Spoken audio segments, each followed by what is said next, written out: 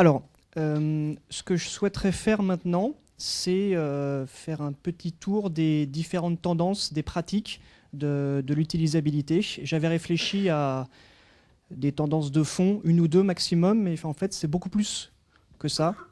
Pourquoi? Parce qu'on est dans une période un petit peu magique, avec beaucoup de choses qui se passent au niveau des interfaces, au niveau de l'interactivité et autres. Donc ce qui m'a amené à faire plus un tour d'horizon de ce qui se passe sur les différents chantiers, que ça soit web, desktop, mobile et autres, que de me focaliser uniquement sur le web.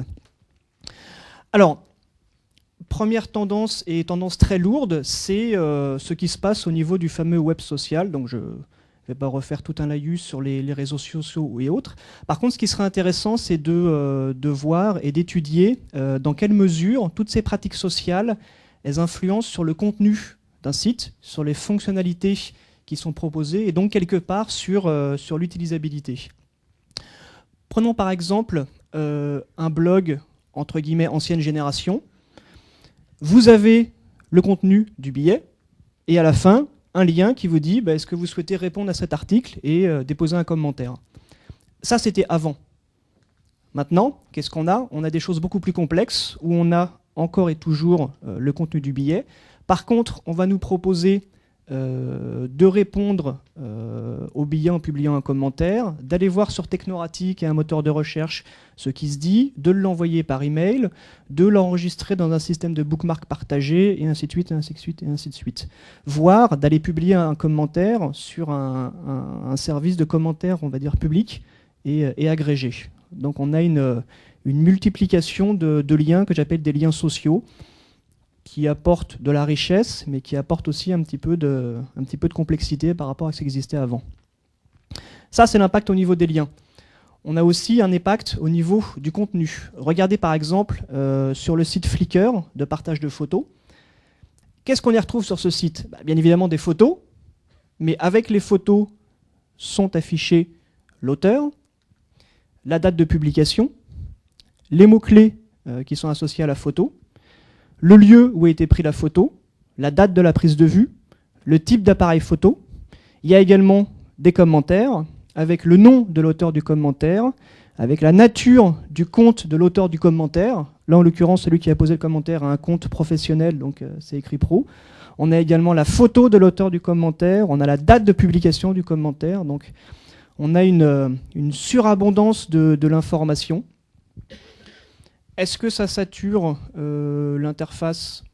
Pas réellement, parce que c'est assez bien agencé. Par contre, c'est, on va dire, tout à fait représentatif de ce qui est en train de se passer, à savoir l'enrichissement d'un contenu avec tout un tas d'informations additionnelles sur qui a publié ce contenu et dans quelles circonstances, qui a réagi, et ainsi de suite. Donc on a un certain nombre d'informations complémentaires et on a également ce qu'on appelle des liens pivots, à savoir, cette photo a été publiée par un auteur. Si vous cliquez sur le lien de l'auteur, vous allez voir toutes les photos de l'auteur. Cette photo a été prise avec un appareil photo en particulier. Si vous cliquez sur le lien de l'appareil photo, vous allez voir toutes les photos prises avec cet appareil photo. Donc on a une sorte de navigation pivot autour d'axes comme cela. Puisqu'on parle de système de navigation, ce que l'on peut constater, c'est quand même une très très forte évolution dans ce que l'on peut vous proposer. Alors, les grands canons des systèmes de navigation, comme les systèmes d'onglets ou autres, restent, bien évidemment. Par contre, il y a quand même pas mal d'expérimentations qui sont faites et qui sont assez intéressantes. Alors, premier constat, c'est qu'on a un éventail de plus en plus large au niveau des systèmes de navigation qui vont être proposés au sein d'un site. Ce site-là, ce livre-là, Web Navigation, a été publié en 1998. Dans ce livre-là étaient détaillés 6 modèles de navigation qui correspondaient à 6 grands types de sites. Il y avait les portails, il y avait les boutiques en ligne, il y avait les sites web classiques et autres. Il y a un livre qui a été publié récemment qui en recense 60. Donc, en 9 ans, on a multiplié par 10 le nombre de modèles de navigation différents. Une tendance intéressante au niveau de cette navigation, c'est ce que j'appelle la navigation locale, qui consiste, par exemple, sur le site de France 2, à augmenter le nombre ou la densité de l'information tout en conservant une surface d'affichage qui est égale. Donc concrètement, sur un écran de 1024 par 768 pixels, on va mettre 2 fois plus d'informations. Ça ne va pas être 2 fois plus tassé, on va juste se servir de panneaux, d'onglets, qui vont vous permettre d'afficher de façon locale l'information sans quitter la page. Donc à surface d'affichage égale, on double la quantité d'informations. Ça, c'est un exemple qui a été fait sur le site de France 2. On a également des expérimentations tout à fait intéressantes qui ont été menées. Donc, sur le site iLike, dont on vient juste de parler, on a une tendance et une prise de risque assez forte de la part de l'éditeur du site, qui consiste à dire « je vais gagner de la place pour faire vivre mon information ». Donc là, ils ont supprimé complètement la navigation permanente pour se concentrer sur un mode d'exploration contextuel. Donc tout se fait dans le cœur de la page. Vous naviguez d'un artiste à un autre, d'un album à un autre, et éventuellement, si vous voulez remonter dans l'arborescence, vous utilisez le chemin de navigation qui est là-haut. Je vous invite à aller voir ce site-là, ilike.com, pour voir comment ça fonctionne, c'est tout à fait intéressant. Donc là, l'objectif, c'est gagner de la place. On peut également essayer de gagner des clics. Par exemple, sur le site de Quelcou, ils nous ont sorti des espèces d'onglets surdimensionnés. Quand vous passez votre souris sur l'onglet ou quand vous cliquez sur l'onglet, on a un espèce de panneau gigantesque qui se déploie et qui vous donne accès à toutes les sous-catégories. C'est pas forcément une mauvaise solution, ça impressionne au début, mais c'est somme toute très pratique. Pourquoi? Parce que ça ne prend pas de place sur l'écran principal et que ça n'apparaît que sur sollicitation de l'utilisateur. Une solution comme une autre pour gagner de la place. On a enfin un dernier exemple intéressant qui est sur le site Yahoo TV, qui fusionne un chemin de navigation, comme on peut en voir ici, avec une barre de navigation traditionnelle. Ici, je suis dans un contenu profond, donc sur la page d'une série télé. Je peux, au niveau de cet onglet, revenir au précédent, donc dans toutes les séries télé, et revenir même à la page principale de Yahoo TV. Là, ce qui est intéressant, c'est qu'on a une approche très pédagogique qui consiste à faire comprendre au travers du modèle de navigation comment est structuré le site. Là, on a une explication graphique qui vous dit vous êtes à 1, 2, 3 niveaux de profondeur. C'est élégant, ça ne prend pas trop de place, une bonne pratique à retenir. Alors ensuite, il y a une autre tendance également qui est intéressante, c'est la recherche de la perfection au travers du détail. Pourquoi? Tout simplement parce que les règles ergonomiques, aujourd'hui, on les connaît. Il y a eu quantité d'ouvrages, d'écrits, de livrets blancs qui ont été publiés sur comment rendre un site utilisable, comment améliorer l'ergonomie. Tout ça, c'est public, c'est connu. Ce qui veut dire que si vous souhaitez vous démarquer, il va falloir aller chercher ce levier de différenciation dans le moindre détail.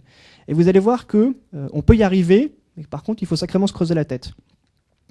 Premier exemple, sur le site de Gap. Alors sur ce site-là, eux, ce qu'ils ont fait, c'est que quand vous souhaitez avoir le détail d'un produit, vous n'avez plus le bouton « Cliquez ici » pour avoir le zoom, mais vous avez une fonction qui vous dit « Passez simplement votre souris sur l'image » et vous aurez le zoom qui va apparaître. Allez voir, gap.com, ça n'a l'air de rien de supprimer un clic, mais ça peut faire la différence. Donc à l'affichage de la page, au simple survol de la souris, vous avez le zoom qui apparaît automatiquement. Un clic de gagné pour mettre en valeur le produit. Deuxième exemple, qui est encore plus surprenant. Là, c'est un travail que j'ai récupéré d'un designer qui s'appelle Gareth Diamond, qui est en train de concevoir une application qui permet de traquer des bugs en ligne. Il a fait quelque chose d'assez remarquable, c'est qu'il a dit dans mon application, j'ai un système de navigation par onglet, où chaque onglet, on va dire, derrière chaque onglet se trouvent des items qui sont dénombrés. Et lui, ce qu'il a fait, c'est qu'il a ajouté donc le nombre d'items au sein de chaque onglet sur les onglets, et qu'il a supprimé la graisse au niveau des parenthèses. Vous voyez la différence? C'est subtil, mais ça améliore grandement la lisibilité et ça réduit le bruit. Donc là en haut, il y a du gras sur les parenthèses. Là en bas, il n'y a pas de gras sur les parenthèses. Alors la question que vous allez me poser, c'est mais est-ce qu'on en est vraiment là? franchement, à se demander si vous mettez du gras sur les parenthèses ou pas? Moi, je vous répondrai oui. Oui pour les meilleurs. Oui pour ceux qui se sont assurés qu'ils avaient bien fait leur travail en amont, qui se sont assurés qu'ils respectaient toutes les règles d'ergonomie, qui se sont assurés qu'il y avait, on va dire, le meilleur accueil possible de fait pour l'application. À partir de là, pour se différencier, eh ben, ils en sont là. Ils en sont à se demander si on met du gras sur les parenthèses ou pas. C'est la seule façon aujourd'hui de faire la différence. Pourquoi? Parce que c'est pas très compliqué de faire une interface à peu près simple d'utilisation. Maintenant, si vous cherchez la perfection, il faudra aller la chercher dans les détails, des détails comme celui-ci. Autre tendance de fond, ce mélange entre les sites web et les applications que vous installez sur votre ordinateur. Ce qui se passe, c'est qu'aujourd'hui, on essaye d'enrichir les services en ligne pour faire en sorte que ça se rapproche de la qualité de service d'une application, donc avec toute la sophistication qui va derrière. De même, on a des applications un petit peu lourdes qu'on essaye d'alléger. Pourquoi? Pour gagner en souplesse et pour également gagner tous les avantages qu'on peut avoir avec un site web.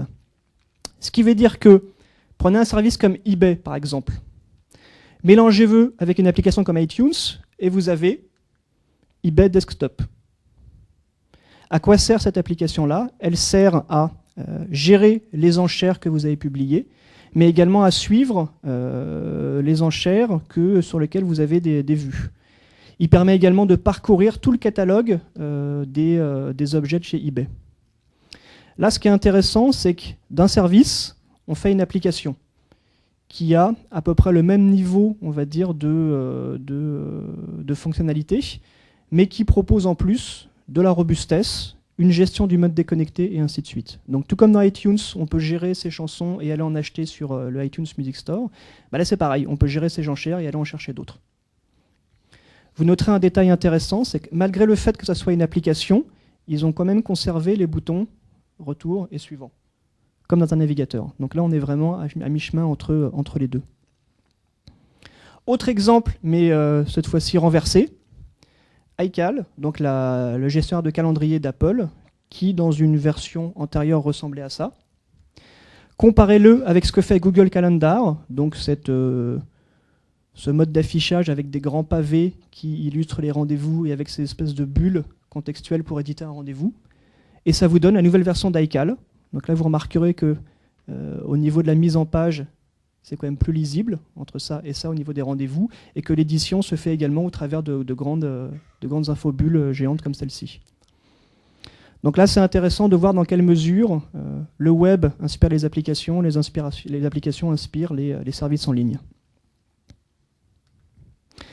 Dernier exemple avec le Adobe Media Player, qui est un logiciel qui permet de à la fois jouer des vidéos que vous avez sur votre disque dur, mais également aller récupérer des vidéos qui sont en ligne. Ils ont fait un travail tout à fait intéressant au niveau des transitions entre les différents écrans. Ils se sont pour ça inspirés de ce qui se fait beaucoup en ligne, avec les animations flash et avec le motion design. Et ils sont partis du principe que les cinématiques et les transitions avaient un rôle pédagogique. Donc ils vous expliquent dans quelle mesure vous progressez dans l'arborescence. Là, par exemple, si vous cliquez sur cet item-là, vous avez la colonne de gauche qui va disparaître, la colonne de droite qui va commencer à glisser du panneau de droite vers le panneau de gauche, qui va s'y installer, et le contenu de droite qui va revenir ici. Et inversement, si vous cliquez retour, eh ben, hop, ça repasse dans l'autre sens. C'est assez bien fait, et surtout, encore une fois, c'est un but pédagogique qui vous dit, vous progressez dans l'arborescence, arborescence qui d'ailleurs est rappelée ici. Donc si vous cliquez, on vous explique bien que c'est dans ce sens-là que ça se passe. Et que si vous remontez l'arborescence, le contenu qui est là, le contenu qui est ici, il va repasser dans ce panneau et ainsi de suite. Donc les transitions comme élément d'interface. Inévitablement, on va parler des interfaces 3D qui, on va dire, font couler beaucoup d'encre. Par interface 3D, on entend bien évidemment les univers virtuels à la Second Life, mais aussi des applications comme Google Earth. Alors, c'est quoi le problème avec ces applications-là? Le problème, c'est que vous vous déplacez dans un environnement 3D, où vous pouvez avancer, reculer, aller à gauche, à droite, en haut, en bas. mais où vous déplacez, enfin vous gérez également le point de vue. Donc vous déplacez votre avatar et vous déplacez également le point de vue. À partir de là, comment est-ce que je fais avec un clavier et une souris? Eh ben j'ai du mal, j'ai beaucoup de mal. Et comment est-ce que je fais sans la souris et avec un clavier, on va dire, réduit? Eh ben vous avez encore plus de mal. Et c'est pas tout. Parce qu'au Japon, figurez-vous qu'ils prévoient même une version mobile de Second Life. Donc sur votre téléphone à 9 touches, vous allez essayer de vous déplacer. Alors la question que vous vous posez, c'est comment est-ce qu'on va faire pour avoir une bonne expérience, on va dire, de navigation, pour vous déplacer correctement dans ces environnements 3D avec une souris et un clavier? Eh ben on ne fait pas. Voilà, c'est pas possible. Une souris, elle évolue sur un plan en 2 dimensions, sur votre table, donc la 3 dimensions, c'est pas possible. Ce qui est dommage, c'est que cette question de savoir comment est-ce qu'on évolue dans un environnement 3D, la réponse, elle a été apportée il y a une dizaine d'années par les industriels du jeu vidéo, et notamment par Nintendo, qui dans les années 95, je crois, a lancé une console de jeu avec un jeu en 3D, Mario 3D, qui était le premier. Et pour accompagner le lancement du jeu, ils ont fourni avec un périphérique qui était spécialement adapté. C'était les premières consoles avec 2 joysticks, un pour bouger le personnage et un autre pour bouger le regard. Pourquoi est-ce qu'ils ont fait ça? Parce qu'il n'y avait pas d'autre solution. C'était l'unique moyen d'avoir une expérience enrichissante et tout à fait, on va dire, tout à fait concluante.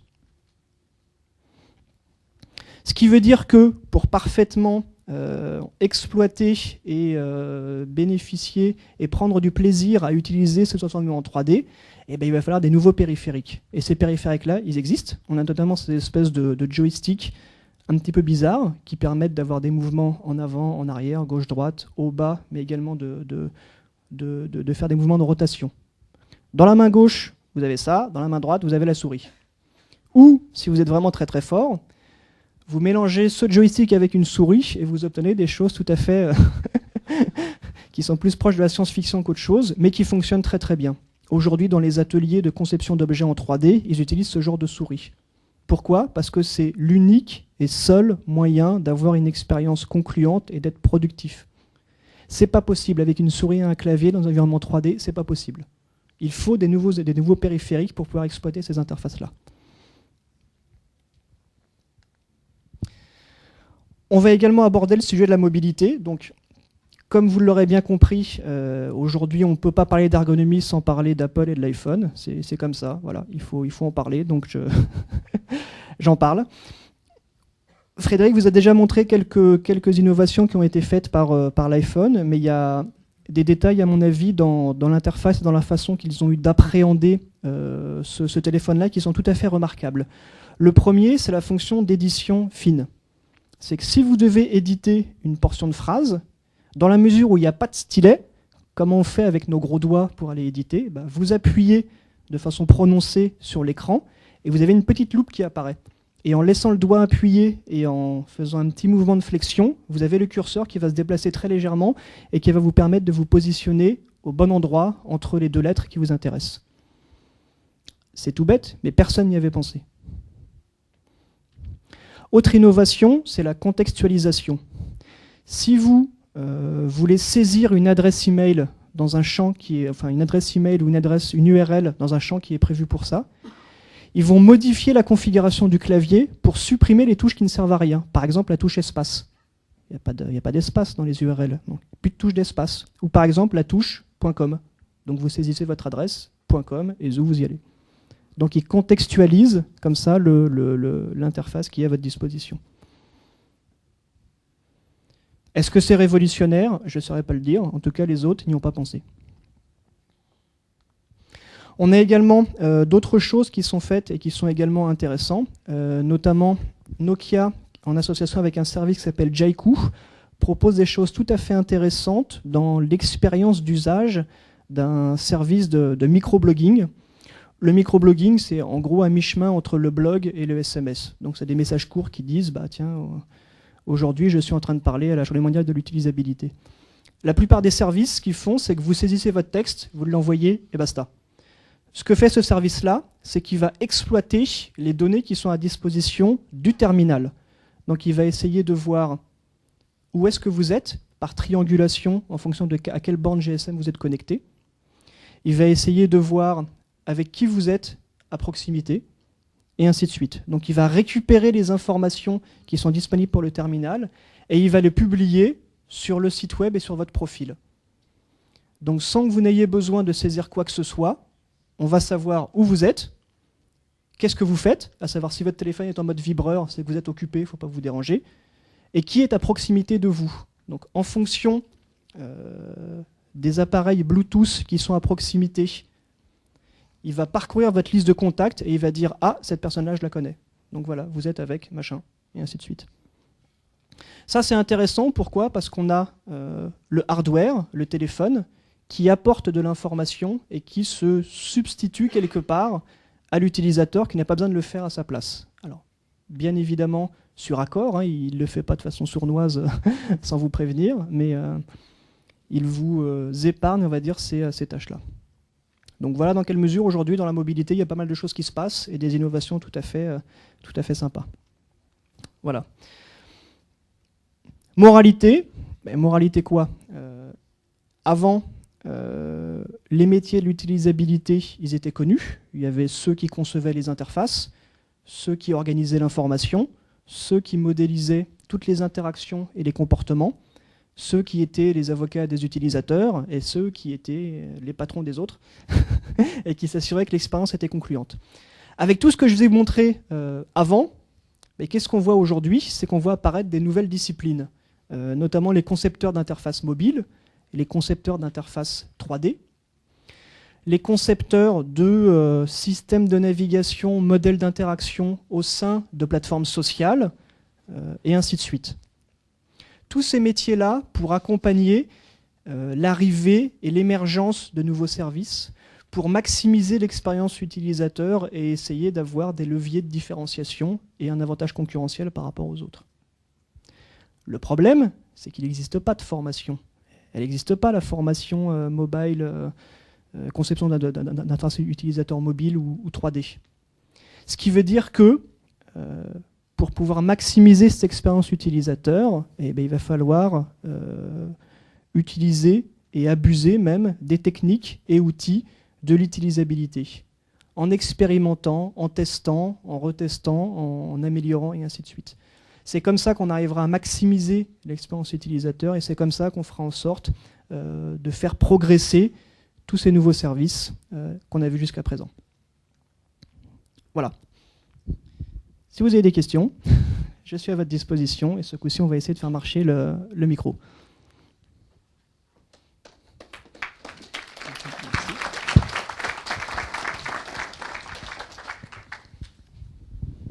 Oui, bonjour. Lorsque tu montrais Flickr, enfin une photo de Flickr, étude Flickr, en fait, j'avais l'impression que tout autour de la photo, en fait, on avait de la méta-information. Et qu'en fait, ce qui était donné comme lien, c'était des liens qui permettaient de naviguer dans la méta-information. Est-ce que c'est une tendance générale? Est-ce que c'est quelque chose qui a été qui généralise, dit oui. Comme ça? Oui, oui. C'est ce que j'appelle les liens pivots. Que ce soit au niveau des sites de partage, donc de photos, de vidéos, de musique, que ce soit au niveau des blogs ou autres, on a ces fameux liens. On peut aller voir la page profil de la personne qui a publié l'information, ou qui l'a notée, ou qui l'a commentée. On peut aller voir d'autres informations équivalentes. Ce genre de choses se généralise. Et ça, c'est, on va dire, une conséquence directe des nouveaux médias sociaux. On aurait pratiquement pu naviguer dans les mots-clés des sites qu'on faisait en 2000. On avait des mots-clés qui étaient cachés, qui ne s'affichaient pas, en les rendant... Ah bah oui, on fait là, pour le coup, c'est la technologie qui refait surface. Au niveau de l'iPhone, on a les boutons qui ont disparu. Au niveau des sites web, on a les mots-clés qui étaient dans les balises méta qui sont apparus au niveau de l'interface et maintenant qu'on affiche et dont on n'a plus honte. Mais oui, effectivement, c'est bien ça. J'attendais que ça se remette en place. J'écoute. Oui. Tout à l'heure, tu revenais sur les interfaces 3D, notamment Second Life, etc. Tu disais que oui, il fallait des nouvelles interfaces, enfin des nouveaux périphériques pour contrôler ces interfaces, mais est-ce qu'on ne sait pas déjà le faire? Duke Nukem, Half-Life, c'est des jeux, c'est des logiciels qui sont très vieux dans lesquels on se déplaçait dans des univers en 3D. Ces jeux que je les cite volontairement des vieux jeux qui ont maintenant 10 ans. Ces manipulations, ces contrôles sur ces interfaces, on sait les faire. Est-ce que le problème n'est pas plus qu'un problème d'interface utilisateur, un problème de génération? Toi, tu sais le faire. Pourquoi? Parce que tu es quelqu'un de passionné et qui a fait l'effort. Donc tu compenses les faiblesses d'un périphérique 2 dimensions pour pouvoir bien évoluer dans un monde en 3 dimensions. C'est là toute la différence. C'est qu'aujourd'hui, si moi je décide d'aller faire une partie de Half-Life ou tous ces jeux en réseau, je ne tiens pas 5 secondes. Pourquoi? Parce que j'ai du mal à me déplacer et je me prends une balle tout de suite et je suis mort. Je pense que effectivement, tu as une catégorie de la population qu'on appelle les hardcore gamers, qui sont des gens très très motivés, qui vont s'entraîner, qui vont, on va dire, essayer d'être le plus productif possible. Mais c'est eux qui compensent. Ils compensent une lacune. Si tu essayes de diffuser de façon massive ces jeux vidéo-là, la sauce ne prendra pas. Pourquoi? Parce que c'est trop complexe, c'est trop dur. Donc il y a bien une barrière. Tu prends Nintendo, par exemple, qui avec sa Nintendo DS s'adresse clairement à un public casual gamer, en opposition avec les hardcore gamers, qui sont des joueurs occasionnels, qui arrivent pourtant à la petite midinette, 20 ans, va réussir à contrôler ça sans faire un effort particulier. Il n'y a pas de jeu en 3D sur la Nintendo DS. Ah, c'est de la fausse 3D. Oui, mais ça se rapproche. C'est de la 3D isométrique. Second Life aussi a le même genre de contrôle et pourtant touche des millions de joueurs qui ne sont pas forcément des hardcore gamers. Et est-ce qu'ils ont une expérience positive? Bah non. La boucle est bouclée. Là, je parle juste. Je ne suis pas en train de te dire on ne peut pas naviguer. Bien sûr que si qu'on peut naviguer. Maintenant, est-ce que l'expérience est concluante, intéressante, et est-ce que tu prends du plaisir à naviguer dans Second Life avec une souris ou avec un écran d'ordinateur? Non. Non, parce que c'est pas fait pour. Merci Mais beaucoup. c'est possible. Donc la question c'est, on se base sur quelle étude pour dire ça? Pour dire... Alors, il suffit de voir en fait le nombre d'utilisateurs actifs par rapport au nombre de comptes créés. Il y a en gros 10 millions de comptes créés dans Second Life pour moins d'1 million d'utilisateurs actifs. Ça fait 90% de pertes. D'expériences décevantes et de personnes qui se disent bah, c'est sympa, mais bon, c'est pas si fun que ça, donc j'abandonne.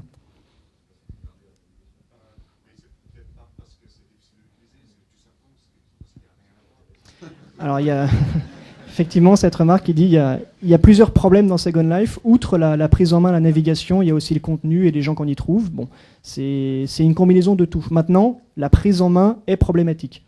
Ça, c'est avéré. Sauf pour ceux qui sont très très motivés et qui compensent. Alors, est-ce qu'on peut passer le micro derrière? Il est où? Il est là. Ah, mince.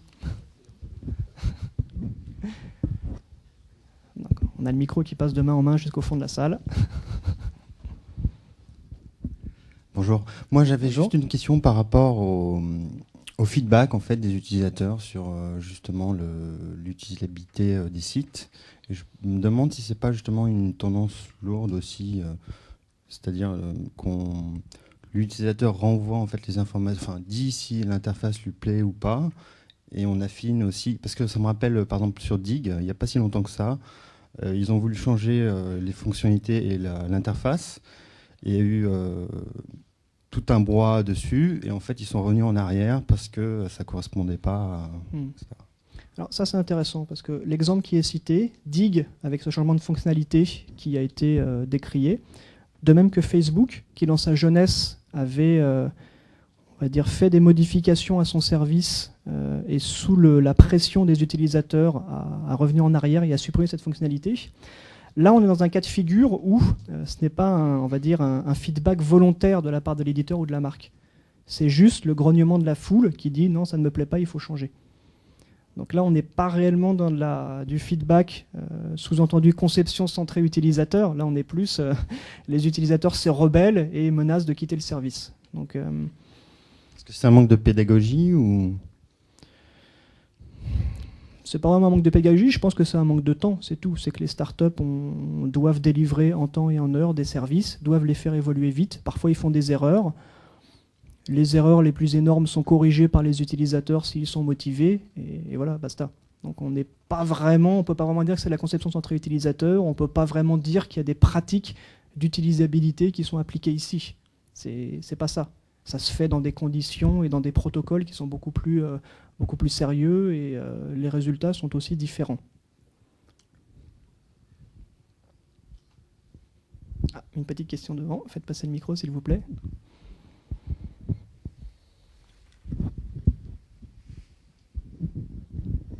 Bonjour. C'est juste une remarque en fait par rapport à ce retour utilisateur, notamment Dig. Est-ce que c'est tout simplement pas parce que les utilisateurs peuvent parler en fait et peuvent communiquer? On peut imaginer qu'il y a beaucoup d'utilisateurs tout à fait insatisfaits qui n'ont absolument pas la possibilité de communiquer avec l'éditeur. Et peut-être c'est tout simplement ça en fait la question dans ce cas-là.